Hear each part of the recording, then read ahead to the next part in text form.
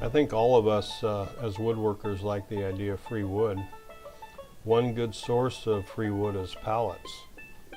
As a new woodworker, I like free pallets because it gives me a chance to practice woodworking techniques on wood that, basically doesn't cost anything. Probably the best place to find pallets would be like industrial areas or warehouse areas, but I've found them before at like grocery stores, department stores, home improvement stores. The wood is free, but it takes a little effort to get it. If you have a pickup, you could just load the pallets in your car or in your bed and take them home that way. But I'm usually in a car, so most of the time I break them down where I find them and then just load the boards in the trunk, bring them home.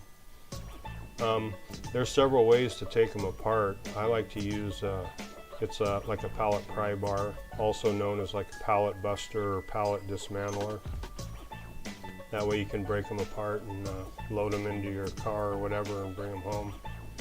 You could use the wood for, like rustic projects or plain the wood down. You can get some pretty decent boards for other projects.